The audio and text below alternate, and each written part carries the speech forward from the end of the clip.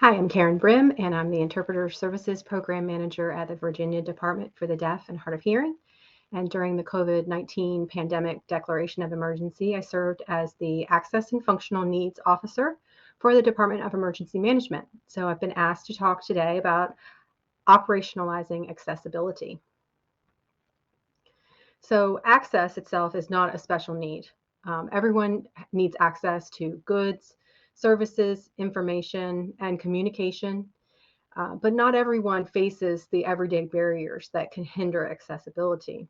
So the population that we're really talking about that has what's called access and functional needs might include people with disabilities, including sensory, cognitive, and mobility disabilities, individuals with limited English proficiency or who do not use English as their first language, older adults, children, and individuals with limited access to transportation. And so that means people with access and functional needs are our friends, our neighbors, our consumers, our students. And so we really need to take them into account when we are trying to provide goods or services or information in a way that they can understand, in a way that they can be able to have access to regularly without those barriers.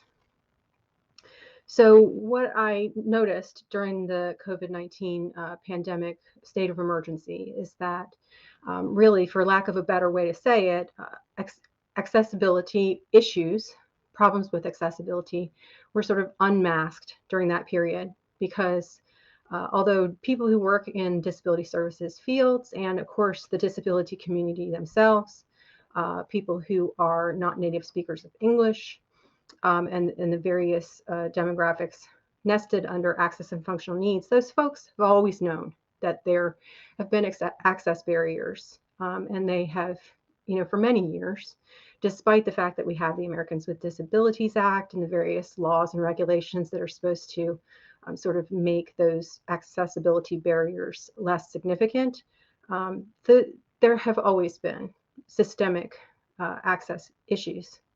And usually we sort of approach them on a one person at a time basis. But because so many people were impacted at the same time during COVID, it became glaringly obvious where we had gaps in the ability to allow people to have access to what we needed them to have access to, which was life-saving information and products like testing and vaccination. So what that taught us is that accessibility is and can be life-saving. And on a day-to-day basis, that means that those access barriers that had always been there became critical problems during emergencies. So the way that we can sort of mitigate that going forward is to remember that accessibility components need to be what we might call baked in. We need to plan for accessibility from the start of a design of a product or a program or a curriculum in order to make sure that accessibility is embedded in everything that we do. So that includes communication and information, physical spaces, digital spaces, and transportation. So that means that we need to consider who our audience is. We always want to make sure that when we look toward operationalizing accessibility, what are we talking about there? We want to make sure that we are taking actions that are increasing access. And so starting from the planning stage, we need to make sure that we consider that our audience will include people who can't hear an audio message, people who can't see a visual message, people who may not be able to understand the language that the presenter or the advertiser is using. That we need to always remember that there are people who may not be able to read the content unless it's expressed in layman's terms that are not for specialists in that field. And we need to make sure that we remember there are some who can't access a physical space without assistance of some kind. And there are people who have difficulty finding appropriate transportation. So that might be people who cannot or do not drive. So keeping in mind that those individuals are likely to be in any audience or any group of consumers that we're dealing with. Uh, we need to be able to address some of those concerns in our planning and design. And so operationalizing accessibility means that we are taking actions that address some of those gaps. In communication and information sectors, that might mean translation of written and recorded material, interpretation of live communication, and accurate captioning that is culturally and linguistically appropriate. So that means that if you have auto-generated captions, for instance, you go back and edit them to make sure that they are accurate, correct, and appropriate to the culture and language that you are working into. You also have to remember that not everyone has access to the internet or knows how to use the internet, even though we tend to forget that, but there are segments of the state at large that don't have access to broadband internet, for instance. And that's getting better, but there are some people who need to be able to communicate through what we would call analog means instead of digital means. So old-fashioned, is it printed out? Is it a hard copy that people can access? We need to remember that the physical spaces that we're in need to be ADA compliant. And so we take it for granted that most new construction is ADA compliant, but not all existing buildings that were built before the Americans with Disabilities Act are actually compliant. And so if we choose a space for a temporary event, or if we have a building that has not been retrofitted, then we have to take that into consideration, that people with mobility issues might need additional assistance, or that there needs to be some planning to be able to mitigate that. Digital spaces also have to be accessible. So there's actually a section of code called 508, Section 508. Compliance is an issue that has to do with designing digital spaces in an accessible way. So that's websites, any messaging that is in a digital format, mobile device displays, and apps all fall under the Section 508 compliance guidelines.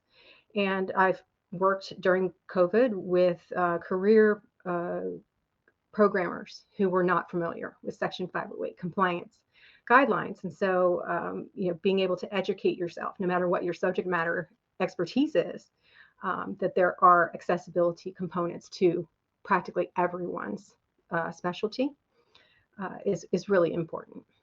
So that includes everything from image descriptions, compatibility with screen readers for people who are blind or vision impaired, and using what's called plain language, which is a way of writing content that is more easily accessible to people with lower levels of literacy or lack of fluency in English.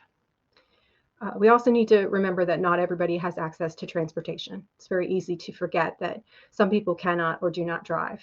So if they live in an area that doesn't have public transportation, or if they're a person who is a wheelchair user, for example, who needs paratransit, it may or may not be available in their area. So keeping in mind the location of where you're providing goods and services, you want to make sure that people can actually get to where you are. So transportation is also a barrier to access that has to be planned for ahead of time. So when you're looking at all of this, really an organization would need to look at its staffing and make sure that its staff has been trained in order to address some of the basics of accessibility. So addressing some of these concerns, sometimes leave people without knowing how to address them. And so reaching out for advice is really important.